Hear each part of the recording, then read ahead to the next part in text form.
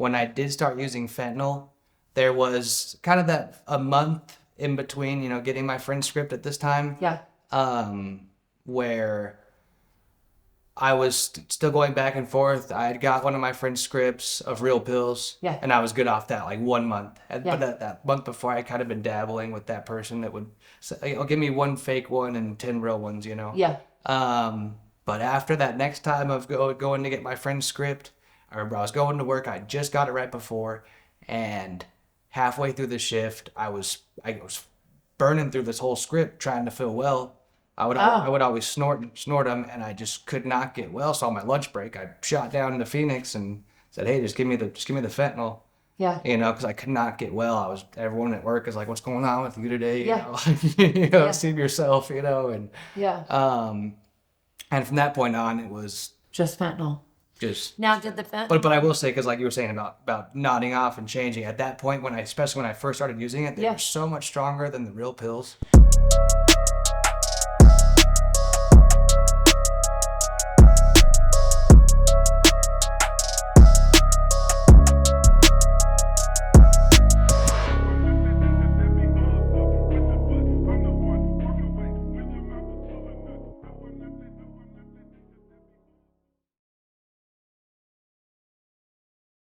Hey, Austin, thanks so much for taking the time to talk with me today. So I usually just have folks introduce themselves, first and last name if you choose to, and then tell the audience where you're at. Where are we interviewing? I'm Austin Maxwell, born and raised in Mesa, Arizona. Grew up in a good family, good parents.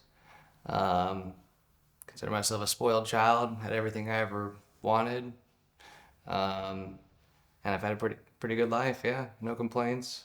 No crazy trauma that I grew up with, or I always did good in school growing up. Grew up in the LDS church, served in LDS mission. And where did you serve your mission? In Argentina. Okay. Yeah. How was that? Well, so interesting thing is, I love the missionaries, first of all, right? And so my husband and I were traveling to San Diego a month and a half ago or so, and I saw an elder leaving for his mission, and I saw that he was emotional standing in line. And so my heart, I'm a kind of a bleeding heart these days, the older I get.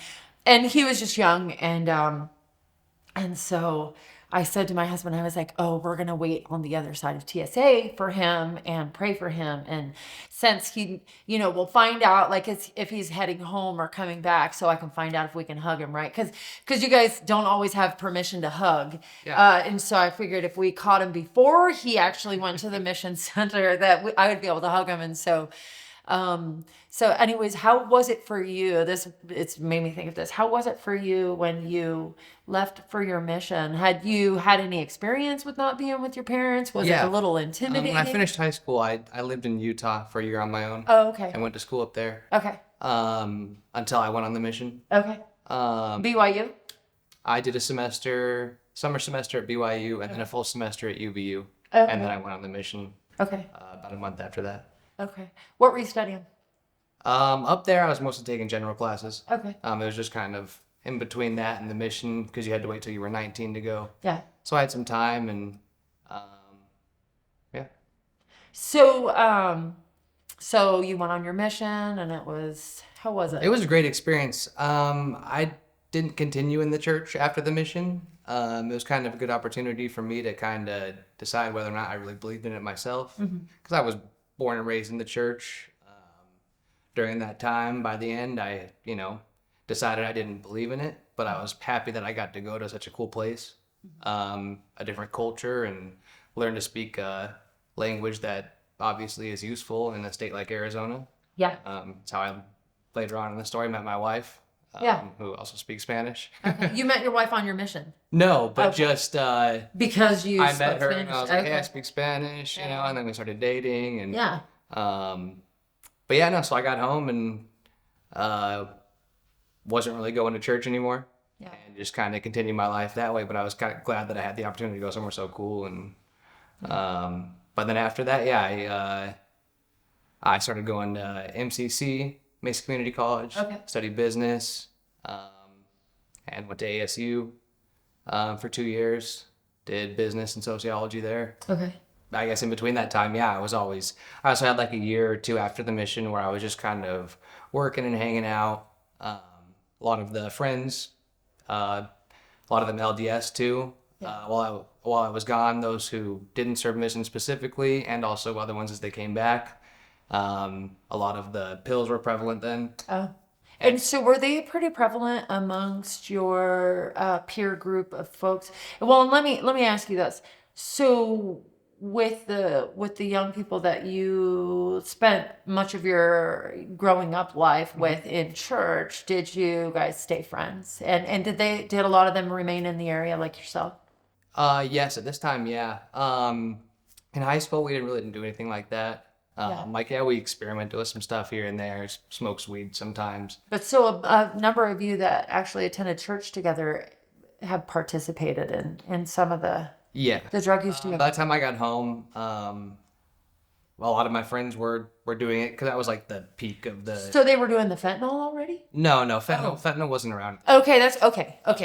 Oh, that's right. You're in your 30s. This would be like 2012. Okay, so 2012. So this was like the peak of what. So they were doing. So what pills did you start out using?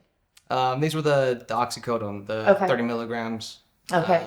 That were all over. I had a lot of couple friends specifically that I was hanging out with that were always doing them. Okay, and were they friends from the church? Some of them. Oh, not all of them. No. Well, and let me ask you this too. And sorry, I'll interject sometimes because I just want a little more information.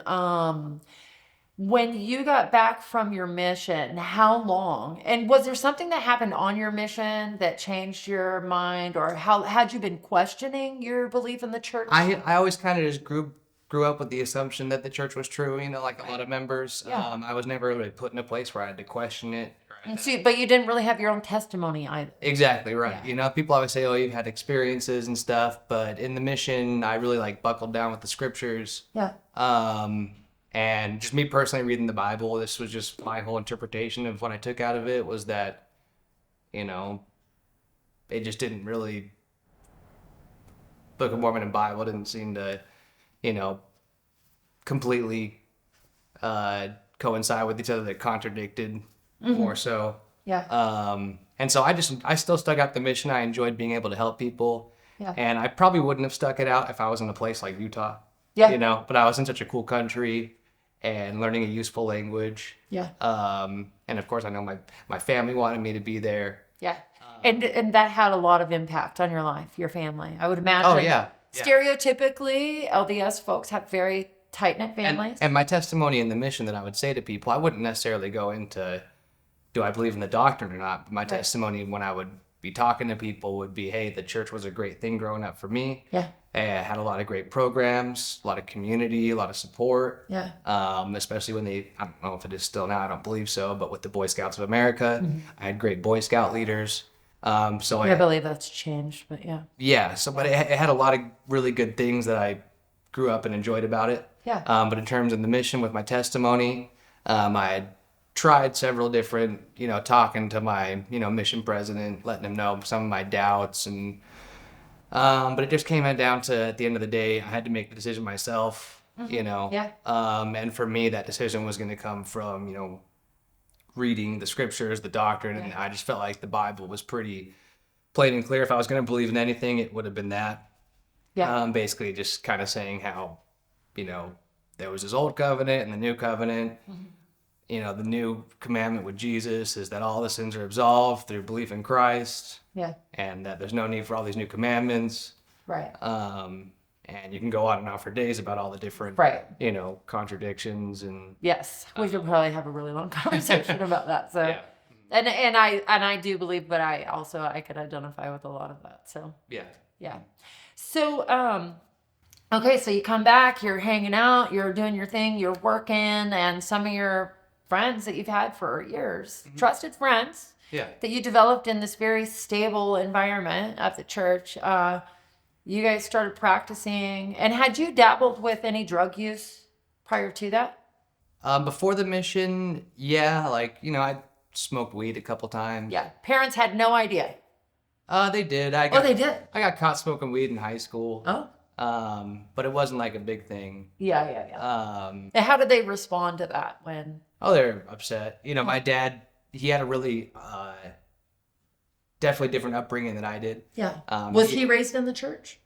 He was, but he has 7 brothers and 6 sisters. Oh. His dad, being in the church, he was an alcoholic. Oh. Who was, physically and sexually abusive with the kids, and they were really poor. So a lot of his brothers and sisters ended up turning to drugs and alcohol, while he actually used the church and went on a mission. Yeah. He stayed focused, worked really hard in life, became successful, and he attributes a lot of the health and happiness and success that he has today, and it partly so to using that as guidance, and but he's also seen how bad it can turn out when with the stuff they went through as a kid. A lot of his brothers and sisters did turn to drugs and alcohol. So for him, he saw like marijuana as like that's a gateway to destruction. Yeah, for sure. Are you an only child? No, I have an older brother and an older sister. Okay. Okay. So things are going, and so what was the thing? I mean, what was the thing that, so friends were doing some pills, so you decided to, because a 30 milligram opiate is it was a lot of, when I came back, for a kid to. Right, when I first came back, it was a lot of marijuana. Okay. I had a couple of friends that were selling pot. Marijuana was really big back then. But also, I had a friend who had got injured. He had gotten a script of lots of 30 milligram. And going throughout their course of, selling marijuana and just hanging out, these pills were pretty prevalent. Yeah. They had these prescriptions. Lots of people had prescriptions that they were selling, and they always had them. When I started doing it, it was kind of just like I'm hanging out with them, and, they're doing them. Like, oh, hey, can I have a half of one? Mm-hmm. Yeah. And obviously liked it, Yeah. So what was it like for you the first time you did one? I honestly don't remember the first time I did it. I remember that era of doing that. I remember really enjoying it. Always feeling really good. Did you feel like, and I just asked you this based on some of my own experiences with drugs, that like, oh, this is it. I like this. This is how I want to feel. I remember loving the feeling. Yeah. And I would snort them. I don't think I've ever popped one. How fast did it progress for you after the first time you took one? Obviously there was a progression, and Yeah. I'm sure I was in denial of the progression that was happening, but I really didn't have an addiction for the first. Oh, for sure. You just enjoyed it. Yeah, but but I wasn't physically addicted. Like the first 2 years. But were you chasing like, ooh, I want to do that again? It was just always around. But for the most time, I never had bought one. It was always just, hey, can I have a? How long did you do them before you ever had to buy them? I can identify with all this. That's why. My friend, he had a script, and he had already started moving on to heroin and stuff like that. So he wanted to sell it. Yeah. And at that point, so I had this script around that I would get, and I was usually selling them myself, because at that point I got kicked out of my parents' house. And I was but pretty soon after the mission, I was kicked out. And so I was kind of getting some easy money just by, doing a couple of them and selling most of them. Right. But obviously over time that progressed into maybe a year. Well, I had got arrested at one point too for. So you have a criminal history? No, it was my first offense. Okay. So, it's expunged technically. Okay. But I had got in trouble for selling weed. Okay. And during that time was the first time I really kind of started using it more, I felt like, because I was put on the, state drug testing program. Mm-hmm. So I'd kind of do it in between the drug tests. Yeah. Since I couldn't smoke weed. But then after that, I started using it more frequently. And then kind of was coming to the point where I didn't really want to sell that prescription anymore. Mm-hmm. And, it would last me the whole month till the next one for the beginning. But as time went on, then it would last me, 3 weeks of the month till the next script. And then I'd buy a couple on the street for that last week, And let me ask you this. So you obviously had learned that you needed to have one at least every day, right? You needed to have some of the drugs every single day. Oh yeah. By the time I decided not to sell it, Yeah. So You know, what that- was it that made you like transition to everyday use? I mean, it was just because I kept using it more frequently, and then eventually I remember noticing that I would, maybe start sweating at night. Yeah. I really wasn't experiencing withdrawals ever at Yeah. that point, but When did you associate even those slight adverse withdrawal experience? Because that's what it is. once But I had finally went through like a full blown withdrawal, that's not when you having- knew. And so, well, let me ask you this, just kind of what it comes up for me is just like, okay, so you started to get uncomfortable here and there. Well, 'cause they were- Did you ever associate that with the pills at first? Back at those moments, I don't know because Okay. I don't think I ever even had withdrawals at that point because there was a Because point. you were just high all the time. Well, not just that. Not really, because even after I'd finished that state drug testing program, I had went, like I said, I was kind of hanging around with some of my friends who had already moved on to heroin and Yeah. methamphetamine, and I was never doing that. Okay. But So they you've kind been of strictly an opiate person. at this point, yeah. Okay. But my parents knew some of the friends I hung out with, Yeah. and at one point they pulled an intervention on me. This was within probably 6 months of getting off that state drug testing program. Okay. And what year was that? I think this would have been like 2013 or 14. Okay. And they actually pulled an intervention on me. Okay. And I went to, I said, I'll go, and I went to a rehab place. But at that point, I still wasn't having any withdrawals. Like, they offered me the, Suboxone there or whatever. I was just saying, hey, I'm fine. I don't want it. And I was there for a week. And in my mind, I was saying, hey, I don't need this. And I left after a week. Yeah. And came home and obviously continued what I was doing. So even though I was still kind of sweating at night here and there, it wasn't without them. I wouldn't go into like a not able Like to a function massive withdrawal. withdrawal. Yeah, Right, like I was right. working at the time always, and it wasn't something. And what were you doing? What were you working at that time? At that time, I was working at the mall for a company called Ghost Armor. Okay. Yeah, and so I came back from there, and at that point, obviously my family didn't take me home from rehab. On the visitor's day, my girlfriend at the time came to visit me on the visitor's day, and at one point I was just like, hey, let's go. So I left, and obviously my family and everyone had given me all their ultimatums, so I went to live with her at that point. And yeah, kept using them, with less contact with my family than before. And then I went to ASU because I was doing community college during that time before. Okay. And did the drug use at all affect your education? No, not in terms of grades or I was always super functioning, and I was always Yeah. holding down a job and always doing good in school. Yeah. But for sure, I would say that it definitely affected my education in terms of where I wanted to go with it, Right. and figuring out what I wanted to do in life, because I was always just kind of studying business or Yeah.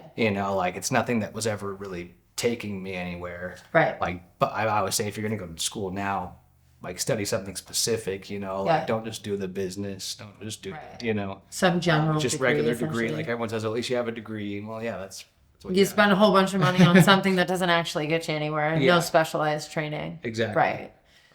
So how many times over the period of time, and we'll go back to the timeline, but how many times have you been to treatment? That was the only time. That was the only time. Okay.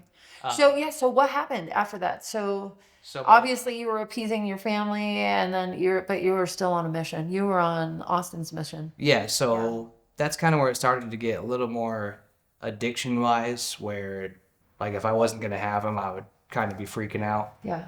Near the end of my last year at college, I was buying them a lot more. Yeah. And I knew people with prescriptions that wanted to sell them. How are you affording them? That because I knew people with prescriptions that wanted to sell them. Okay. So you got good deals on them. Yeah. Yeah. And I would sell, so Oh, to make yeah, money. yeah. Right. And I actually, at this point, I already had, I think this is kind of when fentanyl started coming around, because this would have been like 2016. maybe even a year or two after that. But I was always pretty disciplined with how I was doing them. You know, I could space it out and make it last. I knew enough people, and then it kept getting harder and harder to manage. After I finished school, I got a job in 2017 testing self-driving vehicles. Yeah. Or no, first I was working. That sounds like a crazy and amazing job. Yeah. No, first I was working at American Family Insurance, just being like a total loss. While you were strung out. At this point, I'm using pills, but I was always pretty disciplined at this point of how I was doing the pills. But obviously, my tolerance was always going up. Right. Um, Did you ever present as though you were under the influence of opiates? From your perspective. Nobody ever caught them. no. Yeah. No, I was always highly functioning, and like I said, my friends would always be surprised, even that would use pills, of like, how do you make your pills last, you know, like, and it was always just because, like, hey, I don't want to be sick the next day, like, I gotta make this last to this point, otherwise it's completely unmanageable. Yeah. But And I hate to say this stereotypical thing, but like you were even LDS in your drug use. Like, because I always attest to a whole lot of really solid, stable framework structure, things like that. To like LDS stuff. But you know what I mean? Yeah, in a way. But at the same time, for me, it was, hey, I could do all the pills I have now. I gotta go to work the next day. I'm gonna be sick. Yeah. That's gonna be hell. Or I could just do 5 less. Most drug addicts aren't that rational, and I feel like you probably know that. So. Yeah, no, and I already had a lot of friends at this point who were, when the fentanyl and stuff started coming around or whatever it was, you know, they were turning to the cheaper options. Yeah. At this point, I was still selling weed on the side too. Yeah. To support it, you know, and working. But it always just kept getting harder and harder to maintain. The pills on the street kept getting harder and harder to find. Yeah. And so at one point it was like, you know, if I didn't know my buddy with this script and that script that I was getting cheap, like it was all going to come apart, you know, like it was always hanging by a thread as it got harder and harder. And I was always thinking, hey, you know, I'd always kind of justify it in my head, like, hey, at least I'm not doing fentanyl. Right. You know, but even though I'm, you know. Classic drug addict statement as well, but at least I'm not that guy. Right. Yeah. And at the time, it was a big difference, you know. Oh, like yeah. It's, you know, even at that point, if I was on the street buying them and someone sold me, you know, oxycodone that I could, obviously I wasn't doing pills long enough that I could tell it was fake. If it was someone that tried to rip me off, I'd be like, yo, I don't want these. Yeah. You know. So is it easy to identify the pressed pills that aren't real? If you use real pills enough, yeah. Yeah. Yeah. At any point during this time, did you acknowledge or recognize yourself as a drug addict? Yeah, I knew I was addicted to drugs. Yeah. Mm-hmm. Yeah. So keep telling me. Keep telling me. And then, you know, fast forward a little more time. I'm working a job where I'm testing self-driving cars, still maintaining it to the most I could. Yeah. And I was actually doing really good there.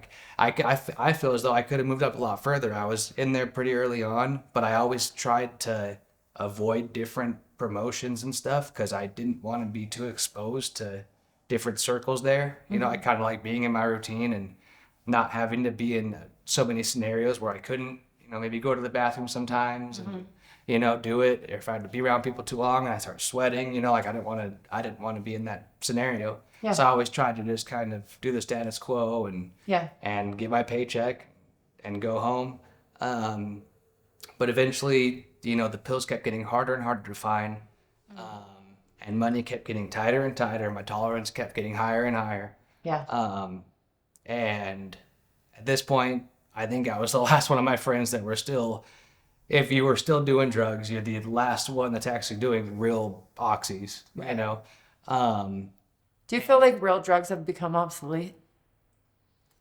They're very hard to find. They're not obsolete, but they're obsolete in the sense of there's no way you can have addiction unless you're a billionaire.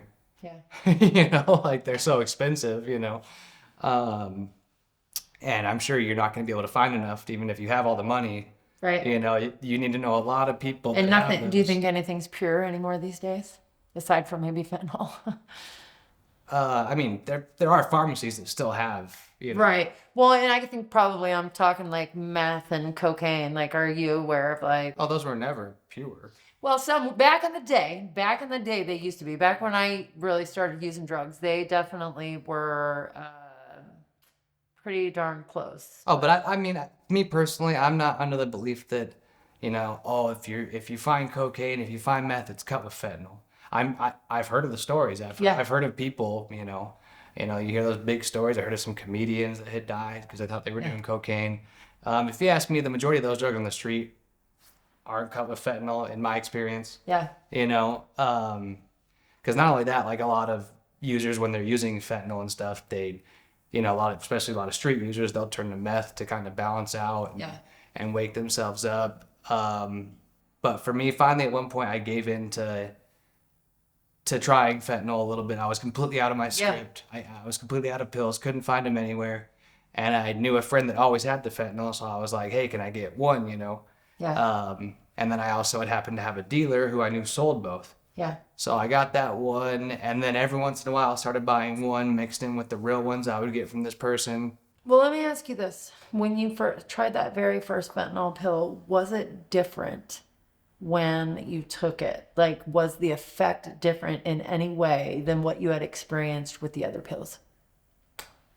At this point in my use of pills, it was just to maintain. So you didn't even really notice the difference because you were just trying to not be sick. Exactly. Yeah. Right. And that's the thing. I was always pretty disciplined. So I had a lot of friends. That's why they were saying, how do you hold on to it? Yeah. How do you make them last? Well, I wasn't always trying to get obliterated. You're just trying to stay well. Never did I'd never nodded off. No one ever saw me. I worked a job where I couldn't nod off. I drove cars. Right. I was testing self-driving cars. It was... That's crazy. They have cameras that watch your pupils, like... Oh, really? If your eyes close at all, that sends an alert to your manager immediately. You could not, Well, let me ask you this. I've never used fentanyl, thankfully so. I have heard a couple things about fentanyl. I've heard, so there's a 15-year-old girl that died. We interviewed her parents, and she told her parents the moment that she did it first, which of course I feel like you've already sort of responded to this question, but the first time she did it, she knew she was essentially hooked. But it sounds because you were already strung out. Well, that's the thing. I already had a really high opioid tolerance, but when I did start using fentanyl, there was kind of that a month in between, getting my friend's script at this time. Yeah. Where I was still going back and forth. I had got one of my friend's scripts of real pills. Yeah. And I was good off that, like 1 month. But Yeah. that month before, I kind of been dabbling with that person that would say, give me one fake one and 10 real ones, Yeah. But after that next time of going to get my friend's script, I was going to work. I just got it right before. And halfway through the shift, I was burning through this whole script trying to feel well. I would always snort them, and I just could not get well. So on my lunch break, I shot down to Phoenix and said, "Hey, just give me the fentanyl." Yeah. Because I could not get well. Everyone at work is like, "What's going on with you today?" Yeah. See yourself, and Yeah. and from that point on, it was Just fentanyl. just. Now, did the fentanyl? But I will say, because like you were saying about nodding off and changing, at that point, especially when I first started using it, they were so much stronger than the real pills. And that's what I was going to ask. So I was wondering if the fentanyl actually had that effect on your ability to maintain on the real prescriptions. Did it No, at that point I was just selling them. Well, the fentanyls or the... No, the reals. Okay, yeah. No, I was just wondering if you starting to utilize the fentanyl, if that was if that sort of made it so the other pills didn't work for you anymore. It did. Yeah. Yeah, and not only that. Do you think it's designed that way? I mean, this is all hypothetical, but do you think it's designed that way to sort of overtake everything? I think it's just obviously if you've seen the Netflix shows of the Purdue Pharma stories and stuff, they used to have the really strong pills, right? And they used to give you a lot more. I'd imagine it's just the difference of it being so much stronger, right? Because it's with opiates, it's always your tolerance, right? So right when I first started using fentanyl regularly. I would do one pill, and the first month of doing it, it was like I would do a pill and literally wake up like on my patio where I went to go smoke a cigarette with like the cigarette burning a hole in my shirts. Oh, yeah. Because it would just completely knock me out. Immediately. And I would just, after doing one or two, or maybe I would want to do a little bit more, but then gradually I started getting a tolerance to that too. So that's what I'm saying. That's why it's just like the real pills. They're just so much stronger because then I started getting a tolerance to those. That I would be fine off one fentanyl, two fentanyl, whatever, to get me through the day. Yeah. But then very rapidly, oh, now I need this many a day, Yeah. And so for about 3 years before. And so were you living alone at this time? Were you married yet? Did anybody around you know what the heck was going on? Aside from the people you bought it from or used with? No, I was living by myself at this point. The ex-girlfriend who had picked me up from rehab, we were kind of, I wouldn't say in love at all. It's more so that she used drugs and so did I, and I was in a situation at that point where, I kind of had all the ultimatums from my family, and I always knew if I needed a fallback, I had her support at least, Yeah. So that's kind of what drove that relationship. But before this point, before I started using fentanyl, we had just ended. She had already burned out on the real pills. Yeah. She was already, All she the could way never down. maintain her jobs. Yeah. I wasn't going to pay for her drugs. Yeah. And she had already pawned everything she owned. She started stealing things from me. Yeah. And so a little bit before that time, she had already, whatever happened with her, went to rehab. Yeah. But basically she had exhausted everything she had, she took out her retirement, Oh, yeah. trying to survive on those real pills. Well, let me ask you this too. That makes me think, like, how many folks do you know? And I guess I'm slightly curious, like, how many folks have you seen spiral out of control that are, from the church? But how many folks do you know that you saw them go from being somewhat normal to completely obliterating their life and doing things that they normally wouldn't have done had they not have been on drugs? I've seen a lot of people make crappy decisions, but at least that's what I took from my childhood, regardless of drugs never were able to control me in a way where I was going to cross a line. Like I knew a lot of people would end up lying and stealing. Yeah. That's why I was pretty solo at that point, because a lot of the friends that I was involved with that I knew for a long time at that point, I couldn't trust them. Yeah. Um, Because you saw them just sort of grow into they would just do dangerous or whatever they needed for the high. Like I said, I was always hanging on by a thread. Yeah. Like I always knew, like, but in my, Do you think that thread could have ever broken? to where you could flip over to the other side? It could have, but for me, I think that I would have personally sought help before I started doing things like that, because I had such, at the end of the day, regardless of that I was using drugs, my parents raised me good enough that, I wasn't gonna lie and steal from people. And I've also just been blessed with resources and support, but I always would work for my money, even if that meant selling drugs or doing whatever. I was gonna, not just take and, but I was getting by a thread for sure, And so LDS families are pretty tight knit and holidays are a big deal. And so were you going home on Christmas and Thanksgiving and birthdays? And did your parents know? Did they have any idea? Oh, yeah. Yeah, they did. Yeah, no, especially when fentanyl was involved, I was for sure nodding off. Yeah. At times. I remember even at my nephew's graduation, Yeah. it was a pretty big fiasco of me just being obliterated. I don't. Did you miss any baptisms, family baptisms or anything like that? Or did you show up for this? Yeah, I have pictures of me in those. Okay. That'd be interesting. like, I wonder what that'd be like. I got a picture of my hair all messed up and Yeah. Well, at least you getting showed by. up. Crazy. Yeah, so here we are at Victory. So what happened was basically near the end. Also, what happened was around the time I started using fentanyl. The reason why it had escalated so quickly is because I wasn't using that script anymore of the real pills. I started selling it to a friend that I had. I quit getting these prescriptions. You never know when you're gonna get it, and I told him it was gonna be the next day. But basically, long story short, I couldn't get the real pills that day. I told him I had a couple, and I was gonna give him the last couple real ones that I had, because this was right as I'm transitioning into fentanyl, and he was giving me money extra so I could get some more, a lot of money, and I told him, here, take my last couple real pills, and he said, well, I said, I'll just get some fentanyl. And he said, well, I'm giving you all this money. Can you just give me a couple of those when you go? I said, that's fine. And so I got him two pills of the fentanyl, and yeah, he did it with me, and then he did half a pill with me, and then he went home. We were gonna play Xbox, and he never got on. I don't know. How long ago was that?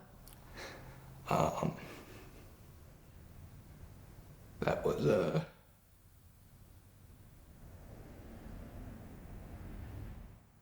think 2021.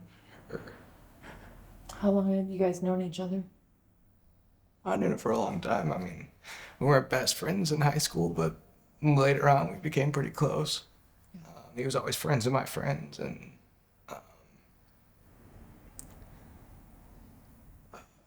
And did he die at home? yeah, he told me he was gonna go home. We were playing Xbox before that. He was gonna go home and get back on Xbox. And last thing he texted me was, all right, I'm getting on. And so I went to get on. It was probably like 10, 11 o'clock at night. And he didn't get on. But he would always fall asleep if it was late like that. So I figured he just fell asleep. And then the next day I told him, hey, I got the rest of those for you. Didn't respond. And yeah. How did you find out he died? I mean, I was already kind of freaking out at that point. Yeah. And then I started seeing everyone on Facebook start posting, you know. Did he live with his parents? Yeah. Do you know who found him? Was it his mom? His dad? This is his daughter. Oh my gosh. How old was she? So,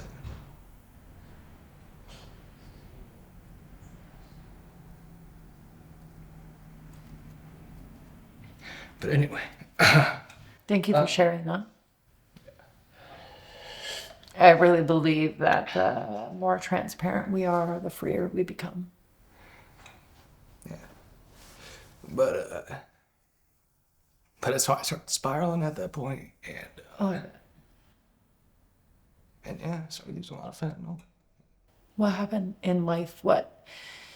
I understand the spiral, and I know those spaces can become very destructive. So what did that look like for you?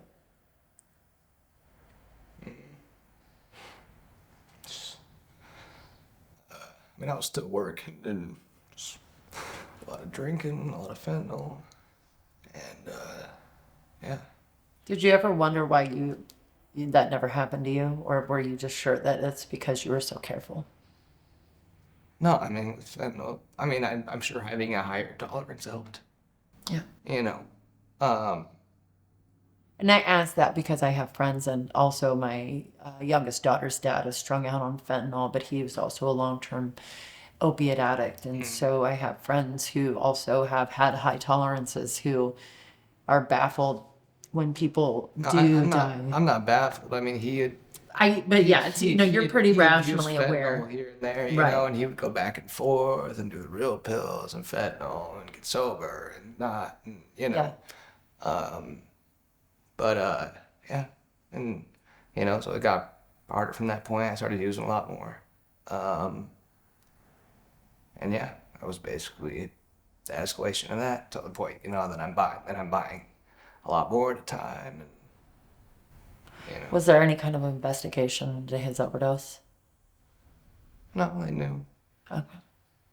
you know, it was all there. Yeah. you know. But I mean, in our group of friends, I had people blame me, you know. I Yeah. had people, you know. But also in our group of friends, you know, we all understood that, hey, if someone asks, if I'm already buying it from my friends, you know, Yeah. I'm gonna give it to them too, Yeah. you know, and I'd be mad if they didn't give it to me. Yeah. You know, it'd be like, I give it to you, you give it to me. Yeah. I need it right now, you know. Um, It sounds like you have a hard time with it though, still. Yeah. It's not abnormal, especially when it's somebody that you care about. So talk about the spiral. What happened? How did you end up getting clean? um, I mean, I was, you know, pretty bad for a couple months, and then, yeah, I just kept going and was using a lot of fentanyl. Kept using more and more. I don't know, like 20 pills a day, probably on average throughout my time. Um, Sometimes more, sometimes less, I guess, if I didn't have it. Um, and then I met my wife soon after that. Um,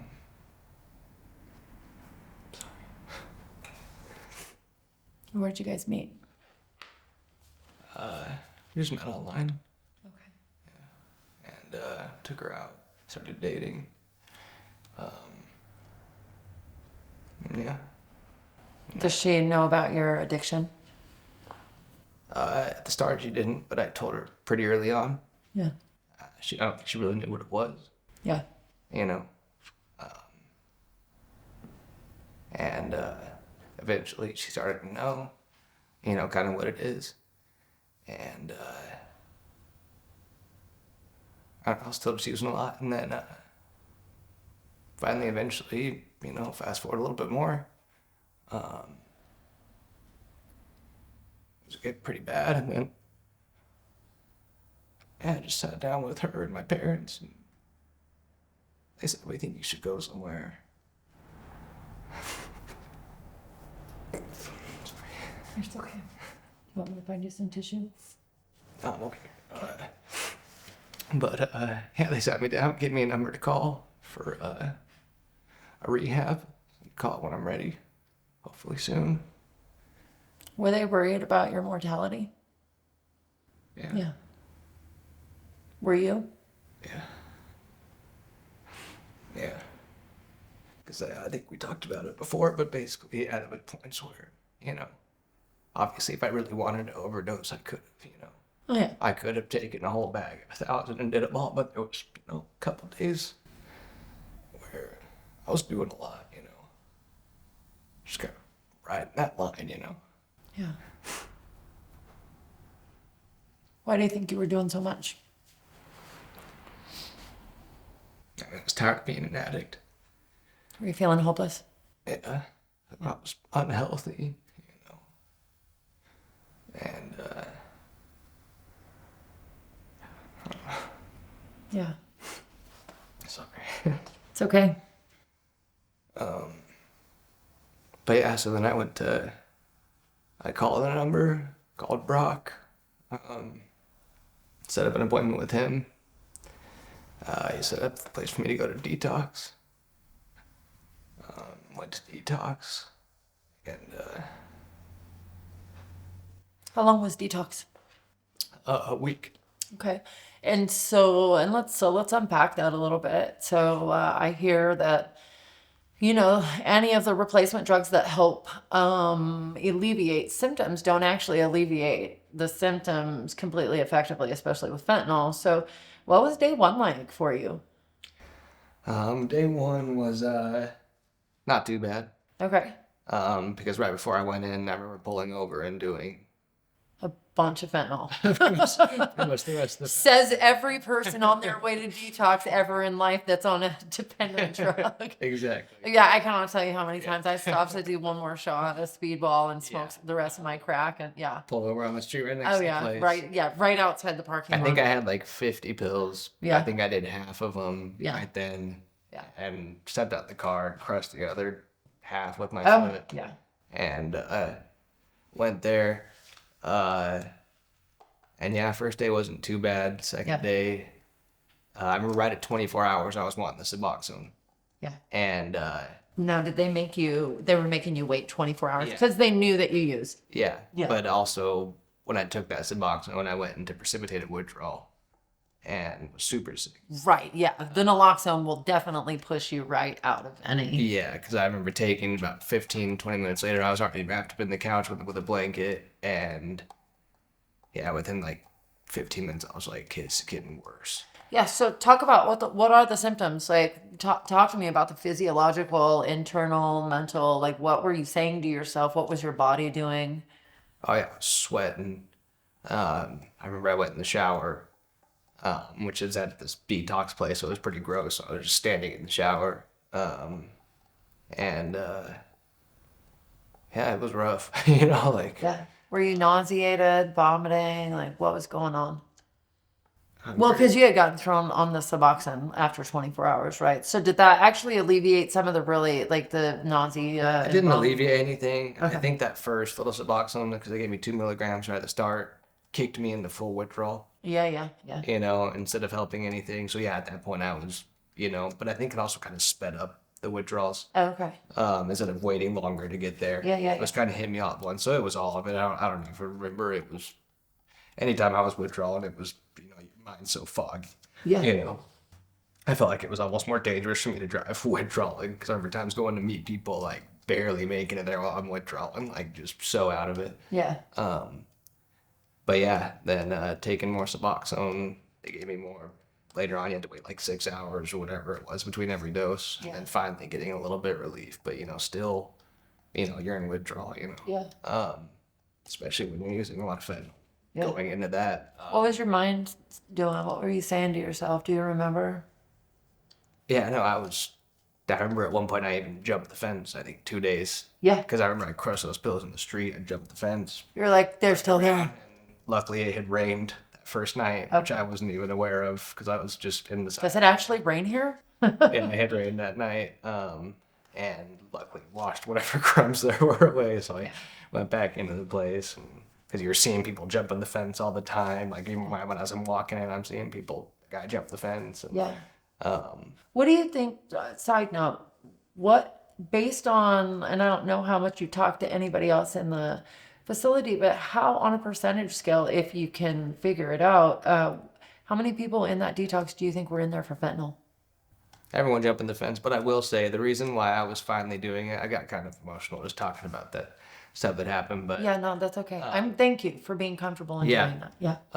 but my wife had got pregnant Yeah. in March. We found out around that time. So our baby's due on Christmas now. Oh, that's exciting. Congratulations. Thank you. Yeah. But so I went to detox on the end of June. Yeah, so I had more reason on top of the fact that, my wife was tired of me, being a drug addict because she doesn't use drugs. But what was your question? Sorry. What was the percentage of people that you thought were on fentanyl? Oh, it was everyone at this place. Like, Yeah. there were people there for other things, Yeah. but like, But predominantly. they were pretty chilling. Mostly the other drugs, people are kind of just chilling, like alcohol. Yeah. Like, So what are the fentanyl people doing inside of these facilities? Is it just live, just wild with people going a little bit bonkers? I remember there was a girl screaming bloody murder, smacking the walls, Oh, my and and a lot of these people ended up bleeding. Especially the ones that are really freaking out. Like I was kind of just quiet in my blanket. Just kind of suffering to muscling myself, through it. Yeah. Yeah. And had you made a decision in your mind that you were going to stay? It was a decision I had to keep making. Yeah. You know. About how long, I mean, how many times in one day did you have to convince yourself not to leave? A lot. Guesstimating anyways. Yeah. Like A I was, lot. I remember plotting like, oh, what's my wife's phone number if I run across to the street? They have my phone if I call her or call Yeah. someone, But just kept having to get past it and stick it out. Yeah. And eventually feeling a little bit better by like day 5, day 6, 7. Yeah. And how long did they keep you in there? That was 7 days. Okay. Okay. And then I left there and was feeling a lot better, with the Suboxone, and starting to feel a little bit better with it. And so this was a prescription that they sent you out of detox with? no, they didn't send me out. Oh, okay. Okay. So pretty quickly, I was getting a little bit sick again, but it wasn't like when I was coming off the fentanyl. Yeah. But so I already had arranged to come to this program. They had actually recommended me that detox. Talk to me, because nobody that's watching this right now knows anything about Yeah. the program you're talking about. So Victory Recovery, I had went to them and planned all this out before. How did you ever find out about Victory Recovery? I remember somehow my parents had heard of it. Okay. Like Maxwell, the quarterback, had started it. Okay. Brock Bevel, and it's in our area. And she had given me Brock's number. That was the person who I had eventually called. And Yeah. and I was setting it up. I remember the first time I came here, I didn't realize like I wasn't gonna have to stay here when I first talked. I remember doing all my pills before I went to talk to him too, like because I thought I was gonna have to go in here and stay. Yeah. And then I was like, okay, you can go to this detox and then come do outpatient here.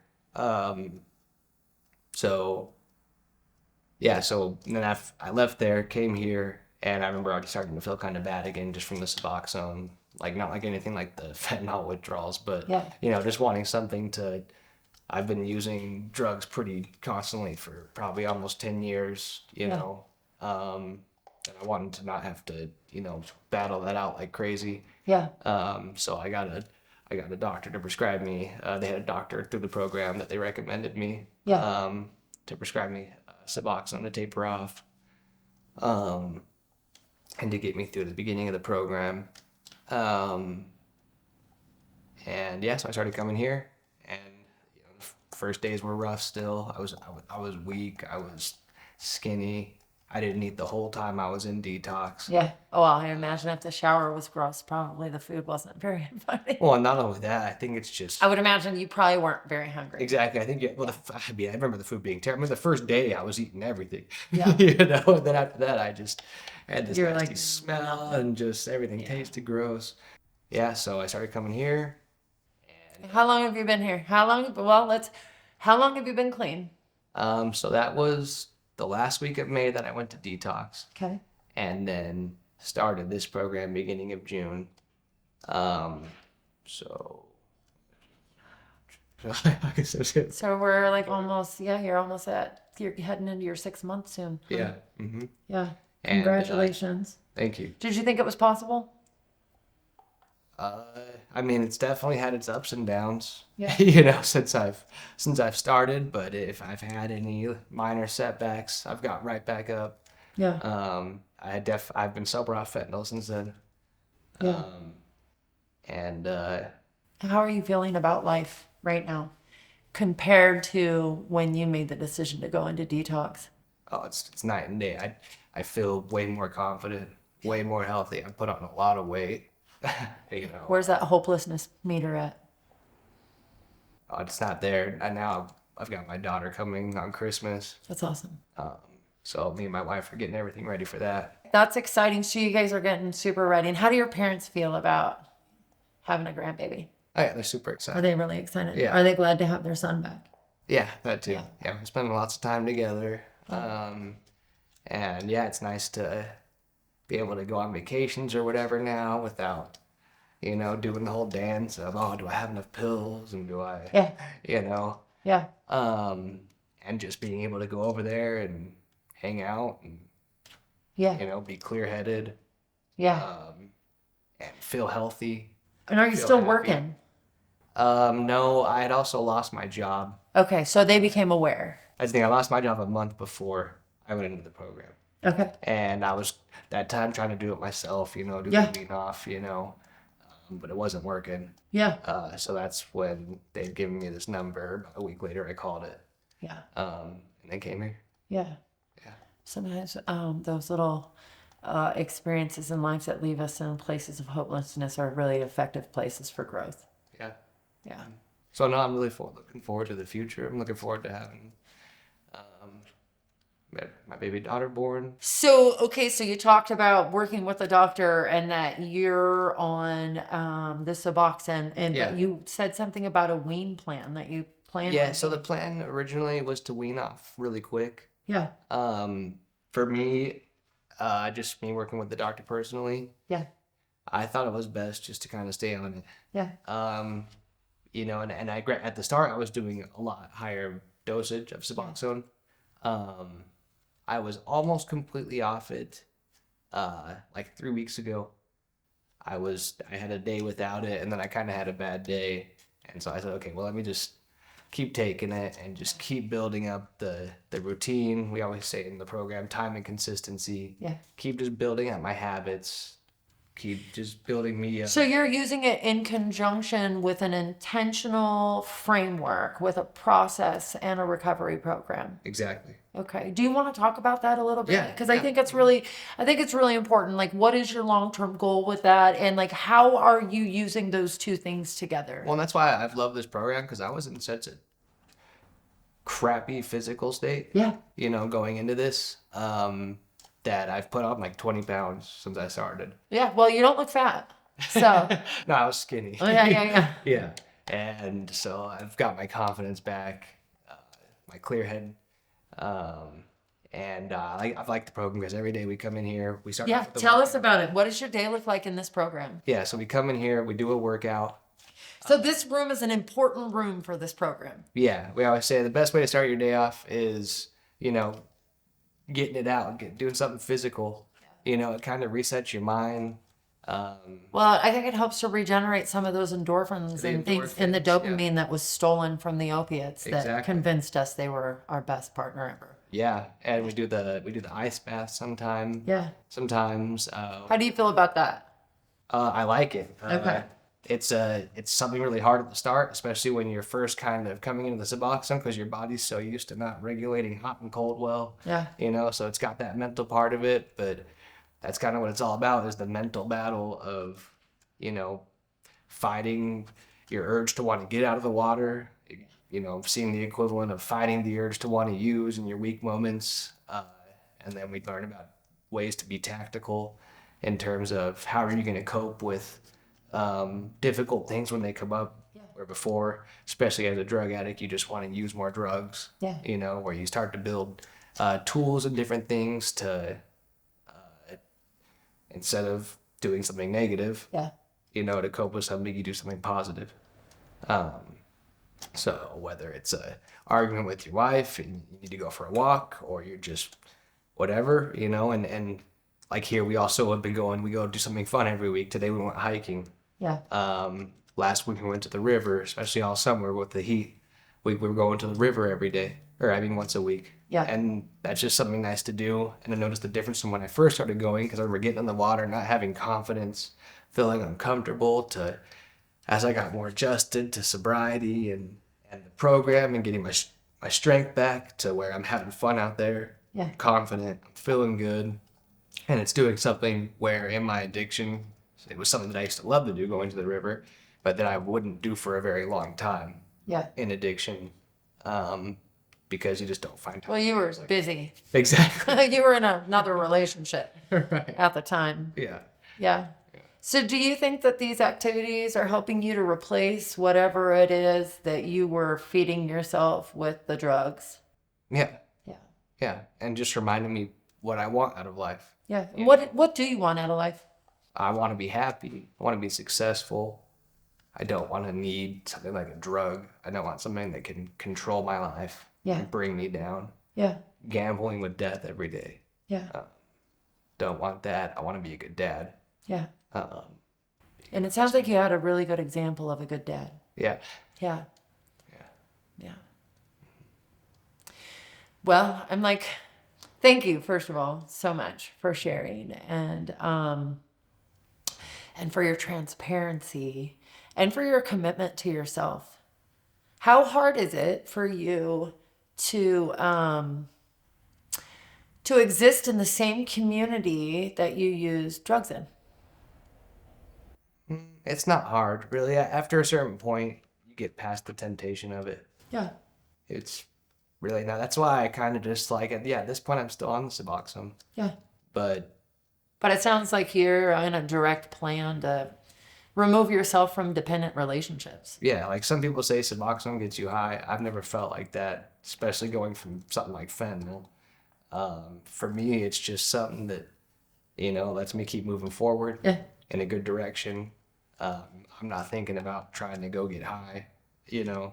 I'm just looking forward towards the future and pushing towards my goals. People with recovery, you could either just try and stay sober Yeah. or actually live the whole recovery thing, which the recovery thing, some people think it sounds cheesy, but the important side of it and why people get so addicted to it and why it needs to be an important part of your life is because it's about the motivation side of it. Yeah. It's about, getting what you want out of life.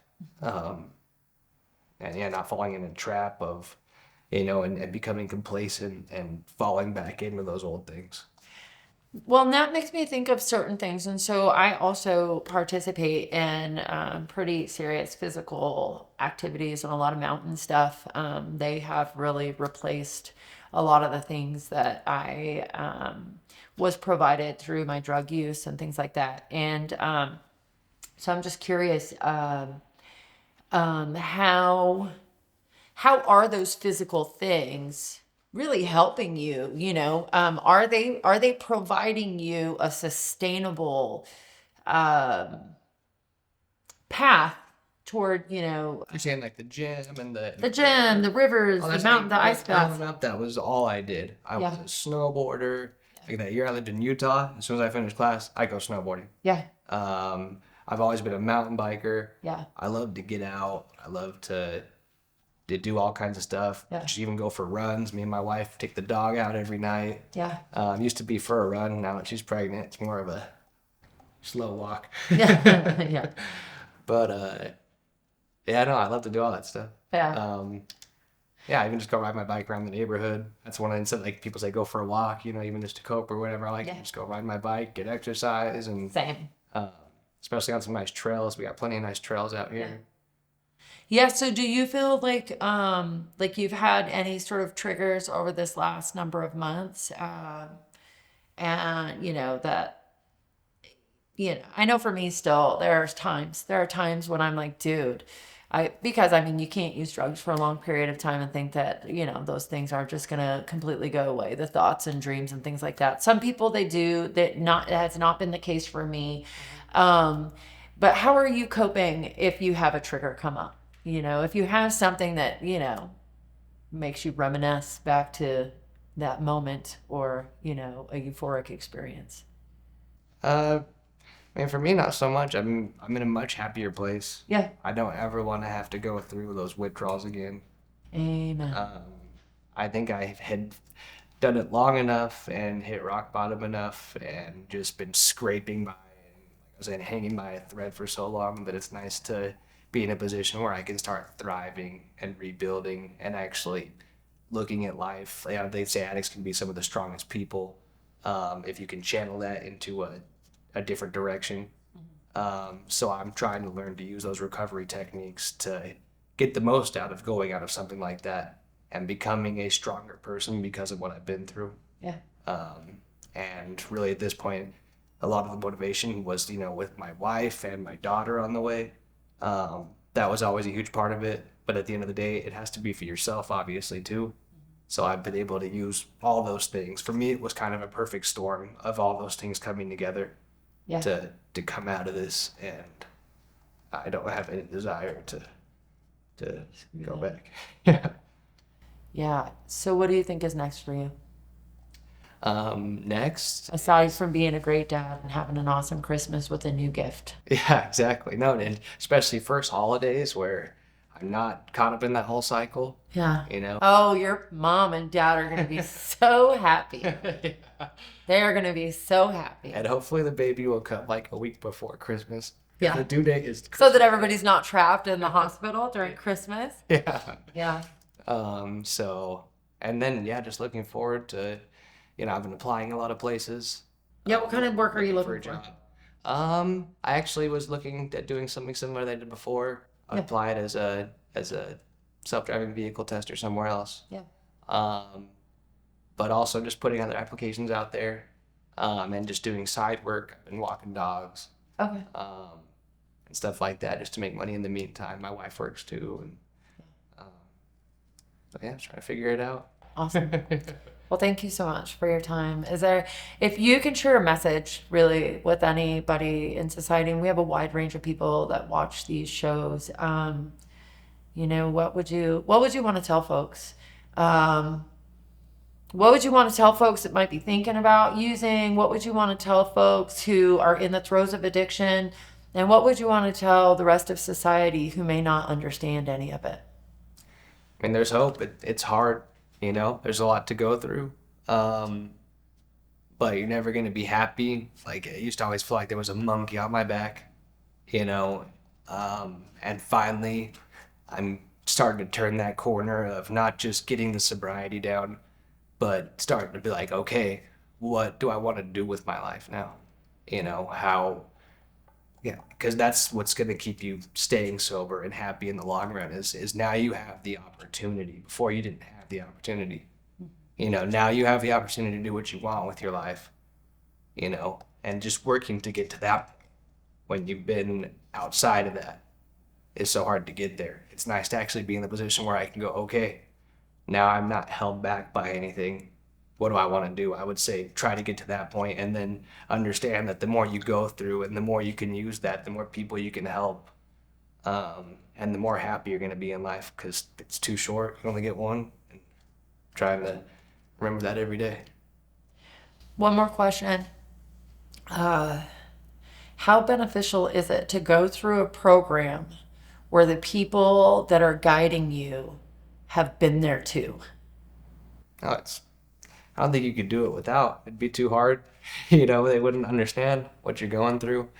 You'd really have to be doing it for yourself. I mean, and you still have to do that regardless, but if you don't have someone to relate to or to lean on when you're having those tough moments, they're just not going to get it. They're not going to know what you're going through. But when you're dealing with someone, if you have one of those moments and you got to make a call and say, hey, I'm scared right now. I'm worried I might go do this or that. And they've been through it. They can tell you, hey, do this or that, because that's what I had to do, So, and you need support. And not only that, you get to see someone who's making something of themselves by getting out of that, and actually showing that they're happy because they've lived through the dark side and now they're on the other side, Thank you so much for your time today, Austin. Mm-hmm. Can I hug you? Yeah. Cool. Mm-hmm.